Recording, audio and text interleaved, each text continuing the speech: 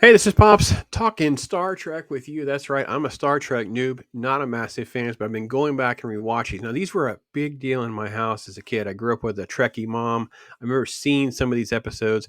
This is episode 2 of season 2, Who Mourns, Adonais. I do not remember this one. This was a complete first experience for me. Very vaguely even remember concepts like this. So it opens.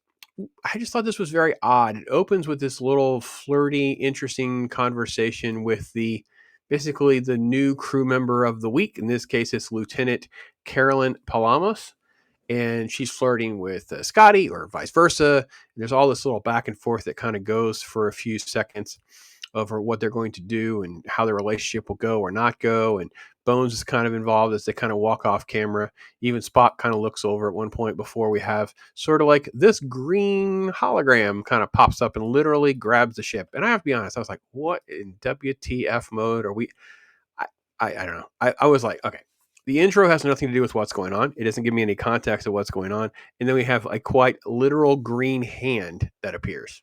So the on the nose literalness kept getting weirder for me. I don't know who it is, by the way. Actually like, is there trivia? You guys have so much Star Trek trivia. You tell me, whose actual hand is that? Like who's actually the hand? There has to be a person from back in the day. So I want to know, do you guys know who is actually the hand? That's kind of funny to me. And if so, is there someone who has this printed out where this is the image and they get to autograph those at conventions? Because that is funny to me. So that notwithstanding, the story is that some sort of entity has done this to them. They have to beam down. They're being threatened with this communication from this guy that pops up. And I actually kind of recognized the guy at first. It took a little while for it to click on who he was. I wrote it down because I wouldn't forget. They all basically chime in. They're going to beam down and they kind of show up and they meet this guy who's basically a Greek god, Apollo. And you have this sort of back and forth with the crew, what they're going to do. He's threatening them. Hey, I want to squeeze my hand. I'm going to squinch you. If you don't like follow, he can make himself big. He can do all sorts of things. And there's some flirtation with the new lieutenant. And there's some like angry faces. And basically, he's like, I'm going to take your woman now. And I was like, okay, what is happening? Like, why is this happening? Why is he so? I don't know. For me, my brain was like, okay, take a breath. They're not in some alternate timeline. Nothing weird happened. We didn't have anything set up that's happened. So they've run across some planet where this dude is. So he has to be something else. Like there's more to the story. Like there's just all there is to it. This is my brain. This is the noob. Never seen this before. Episode brain.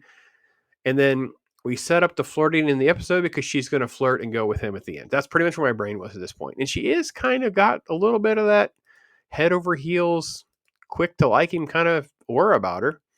I think he zaps Scotty, he zaps her phasers, then he transforms her into her little, uh, sexy nighty night outfit. That's why he hits Scotty there at some point. And they're sort of like this. What are we gonna do? Like the melted phasers. Back on this. This was so back aboard the Enterprise. We're trying to figure things out. The dialogue was really clunky. Now, I haven't really been too critical of Trek dialogue because for the most part, it flows and makes sense. This one seems kind of weird where they would say things and then Spock would be like, no, I mean, you scanned the whole thing by the planet, blah, blah, blah.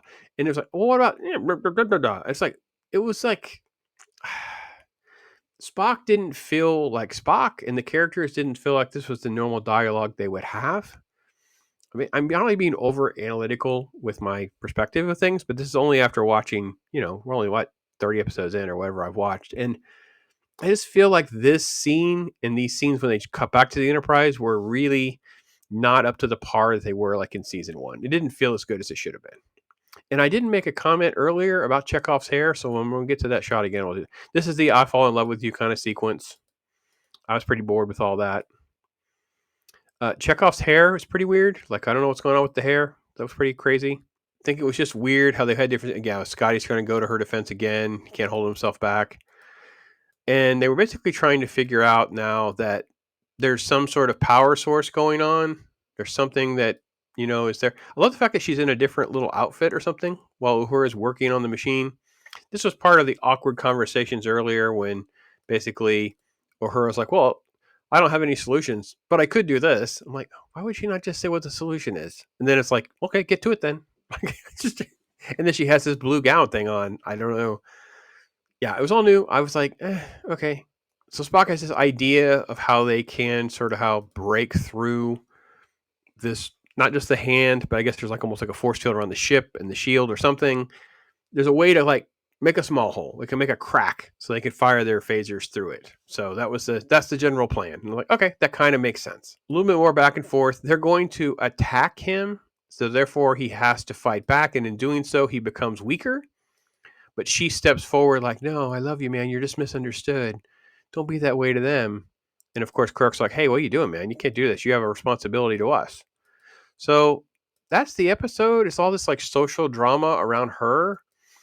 And then she's basically kind of like basically disses him. Says, no, I all lied to you, whatever. I'm just leading you on. And then he just basically is calling down this lightning or whatever as the Enterprise does its shooting. And it was really kind of long and drawn out with how long it took for it to change colors. I didn't like that. I thought it took way too long. It's just silly. Why didn't it just blow up? They drug it out because they needed more time. If they had just zapped it, then it blew up, he would have just vanished, I assume. So therefore, they did it where it kind of glows one color, then it'll glow another color, and then it'll glow another color. And he spouts out little energy from his fingers. Long story short, I don't know why this would have surprised them as much based on the other episodes in season 1 of you found a being that is so powerful it can do these things, and yet they don't. Yeah, that's funny. I actually kind of laughed a little bit. They had to cut to a tear scene, but look at the tear. The tear ran down his neck.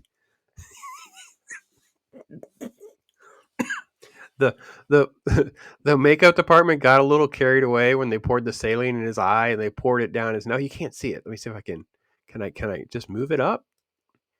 Yeah, I can move it up. See, look, it just pours down his neck.